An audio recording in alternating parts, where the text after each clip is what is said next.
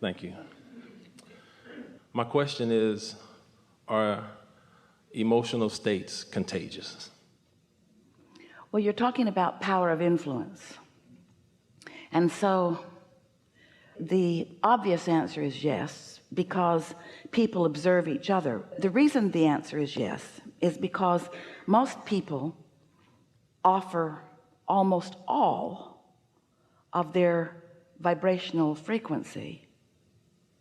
In other words, they think almost all of their thoughts in response to what they are observing.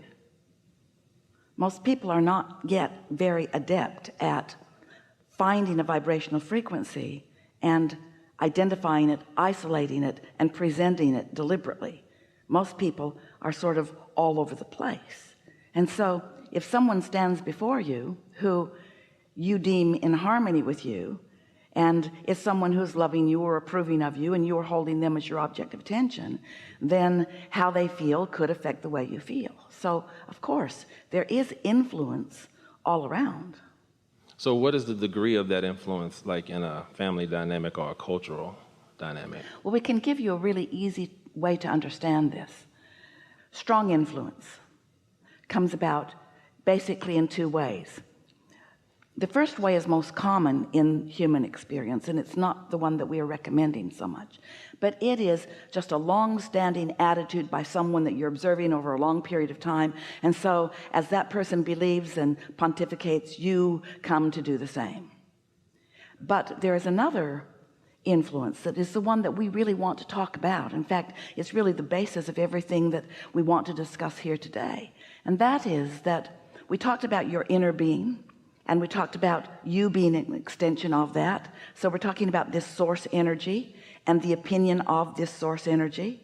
So when you in any moment are in vibrational alignment with your inner being, with your source, when you are, in better words, under the influence of that source energy, when there's no resistance within your thought process, and therefore you have allowed your vibration to rise to the vibrational level of your own inner being, so that you and your inner being are one.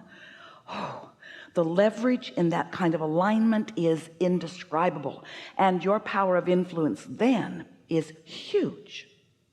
When you stood before Jesus dripping your illness, he didn't see your illness, instead he knew your wellness.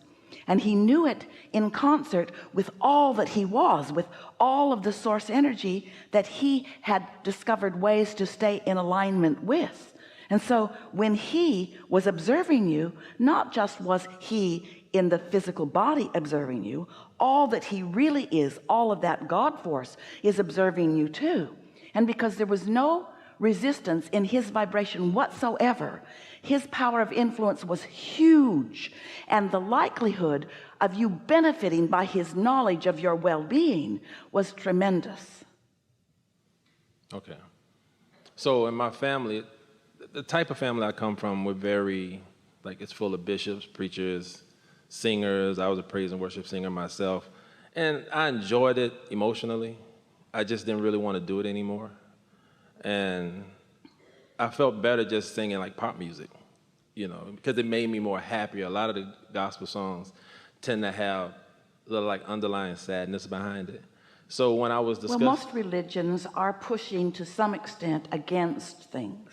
Right. And their songs reflect that too. Right. And so even in the singing, there's split energy. Okay.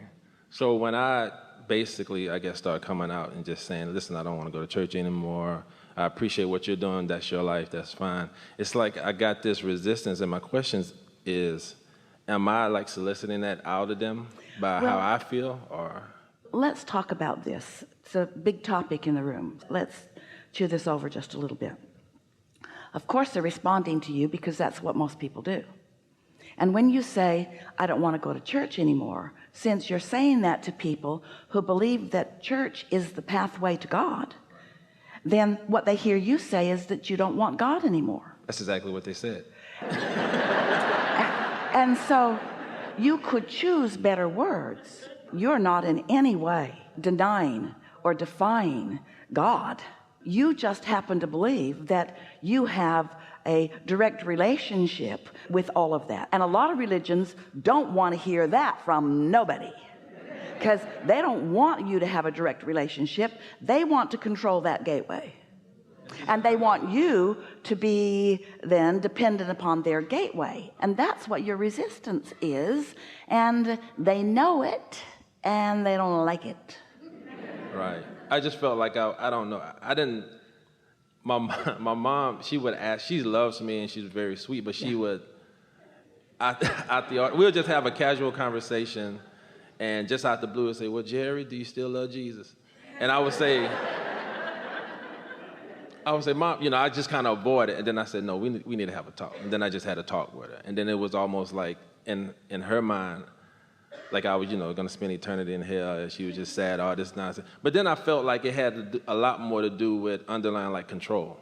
Like, I can't control what you believe. When people say to you, "I'm praying for you," you can know pretty well that they've already judged you.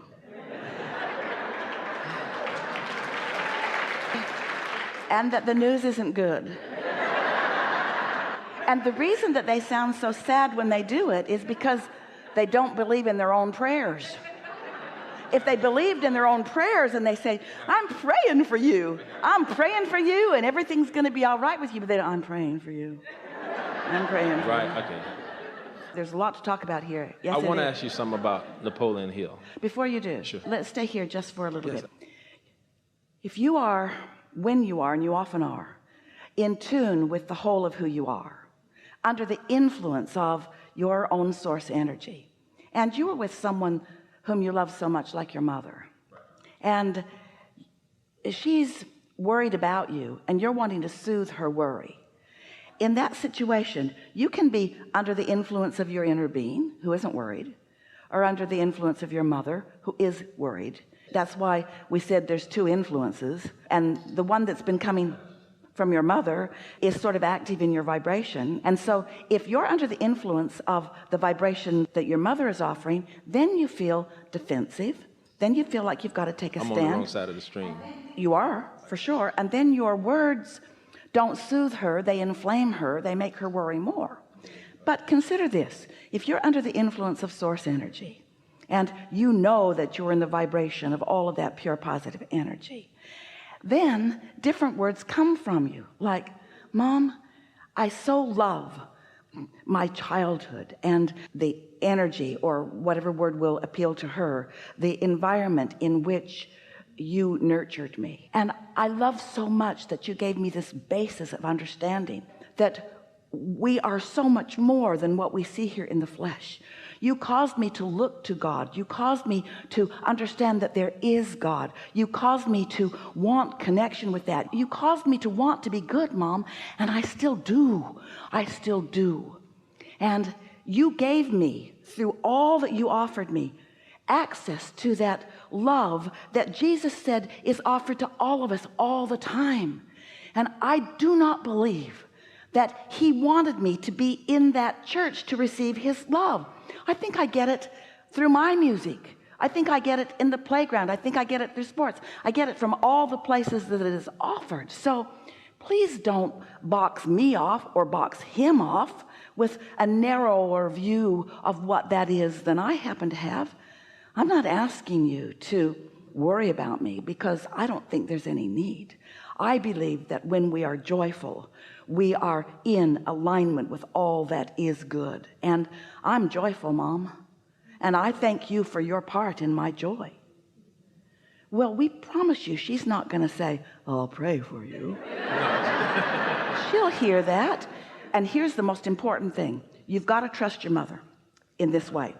When you are in tune with who you really are and speaking from that vibrational point of view, your dear mother, who wants that so much, will feel the resonance from you. She'll feel the truth of what you say, and she cannot be worried and know that at the same time. It's kind of funny you said that, because it's like I never get a phone call generally over just general information, but when things that really get bad, I can tell they call me. And even my brother, he said that, I tell people if I just want to feel better, I just call my brother. And so here's the point that we're really wanting to make. We made it, you heard it, but we're going to make it one more time. This hasn't got anything to do with where they are and what they think about you. They're all doing just fine. What it has everything to do with is what influence are you under when you have your conversation with them. That's all. And if you're tuned in, tapped in, turned on, Esther's mother, when Esther began receiving us, the first thing she wanted to do was call her parents, and we said, not a good idea. And Esther really wanted to, because she was so excited about what was happening.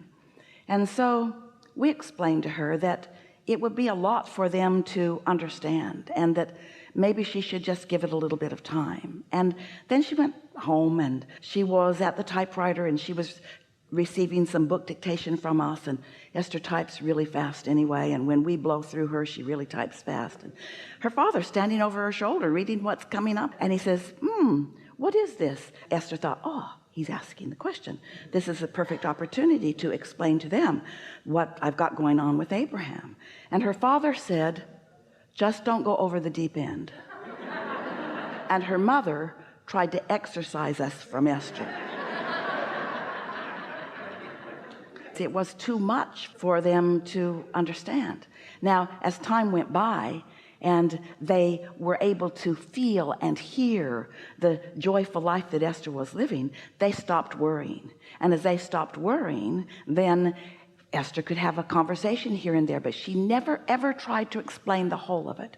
She just said things to them like, thank you so much for my childhood, and thank you so much for everything that I experienced with you, and thank you for your love, and those kinds of things. And then every now and again, when they were all under the influence, Esther would slip something in, and her father would say, yep. And then the most telling thing was what you just said. They all came to her for counsel. They didn't want to talk to Abraham. That's too weird. But Esther, what do you think about? Right.